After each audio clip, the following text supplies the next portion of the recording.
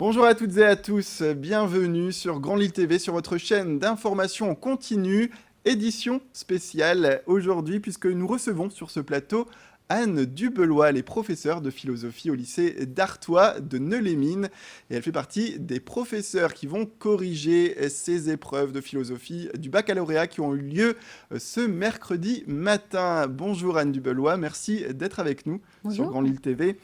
On va passer à la première question, déjà de savoir, voilà, la philosophie, cette épreuve de lancement, cette première épreuve pour les étudiants, pourquoi arrive-t-elle d'abord?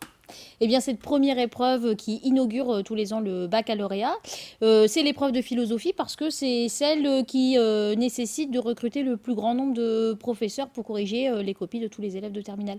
On enseigne qu'en terminale et on a, on va dire, un peu plus de 100 copies à corriger. Tout dépend des séries et on a besoin des 10 jours qui nous sont donnés pour corriger le bac. C'est pour ça qu'on commence toujours les premiers. Vous êtes les professeurs qui ont le plus de copies à corriger finalement En termes de durant les... nombre, oui. En Oui, termes de nombre, mais parce qu'on enseigne qu'en terminale et que on est tous convoqués pour corriger le baccalauréat. Tous les professeurs privés et publics, on corrige le baccalauréat. Voilà. alors l'épreuve de philosophie arrive toujours avec ces grands questionnements qui font débat d'ailleurs.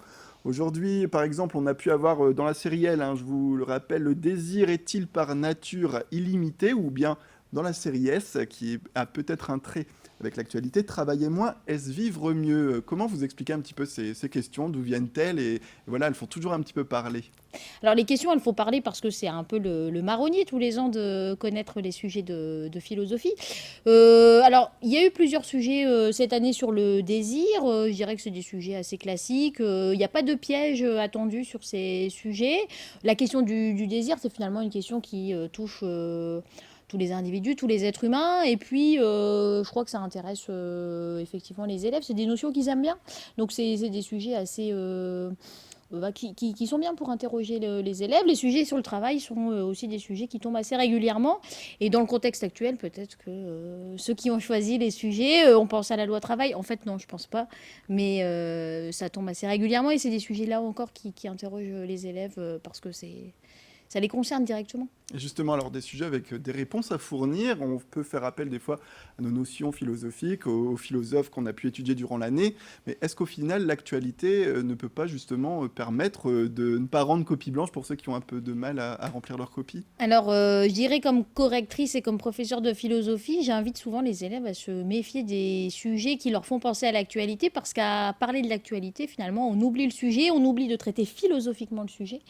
Et alors, on ne parle que d'anecdotes, on va dire comme ça, dans dans notre jargon de correcteur, qu'on raconte des histoires, qu'on raconte ce qu'on voit à la télé. Et là, du coup, c'est peu philosophique. Donc, on peut de temps en temps faire une accroche, par exemple, pour commencer la dissertation, parler de l'actualité, mais mieux vaut éviter de trop parler de l'actualité. Alors justement, vous, qu'est-ce que vous auriez choisi comme sujet pour ce matin, ce mercredi matin, et pourquoi? Alors, quel sujet j'aurais choisi? J'aurais sûrement choisi le sujet de TES qui traite de l'histoire. Pourquoi avons-nous intérêt à étudier l'histoire? Il y a eu beaucoup de sujets, enfin 2 sujets sur l'histoire en vérité cette année, un peu de manière étonnante parce que c'est pas des sujets qui tombent régulièrement, mais j'ai trouvé que ce sujet il était assez intéressant pour le regard critique qu'il peut nous permettre de poser sur les études historiques ou le rapport que les hommes entretiennent à leur passé, vraiment pour questionner l'intérêt et le sens de l'étude de l'histoire. Peut-être s'il y a un point sur les grandes erreurs à ne pas faire lorsqu'on fait une dissertation de philosophie, parce que vous disiez pas forcément s'enfoncer dans l'actualité pour ne pas perdre le fil historique. Est-ce qu'il y a d'autres choses à éviter Bah oui, sur les sujets sur le désir notamment, et je l'ai vu ce matin en surveillant, le défaut consiste à, pour les élèves, ne voir que la notion de désir et à plaquer leurs cours sur le désir ou dire tout ce qu'ils savent sur le désir sans forcément analyser le sujet. Alors si on prend le sujet des L par exemple qui était le désir est-il par nature illimité? Si on oublie le par nature, hein, ça change, modifie complètement le sujet. Et là, on passe à côté de la question. Ouais, c'est vraiment toute la question qu'il faut aujourd'hui analyser pour être le plus près possible. Du Voilà. sujet. Et ça, c'est ce tous mes collègues et moi, on rappelle tous les ans aux élèves, c'est d'analyser le sujet et de comprendre la question dans ses moindres détails. Et c'est souvent dans le détail que vient se loger tout le sens du sujet. Le par nature, ici, était essentiel. Et alors, donc, noter une dissertation, c'est peut-être, surtout en philosophie, c'est pas un peu compliqué? Comment vous procédez, vous, Alors, on a des conditions de correction qui sont tout à fait bien cadrées et qui sont tout à fait claires. On corrige tous les professeurs les mêmes copies, ce qu'on appelle des copies tests. On se met d'accord, on délibère sur les notes que l'on donnerait à ces copies tests et elles nous servent de valeur, de référence pour corriger nos propres copies.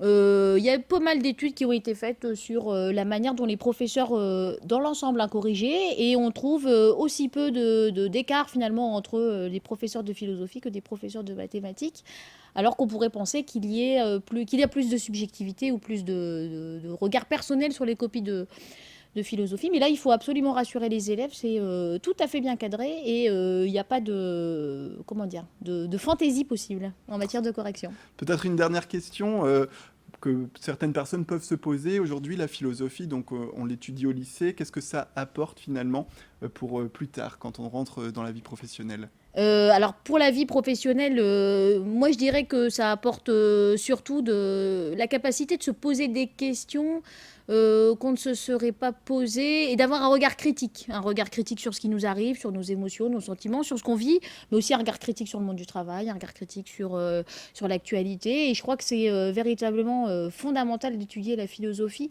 pour être des citoyens actifs dans la société.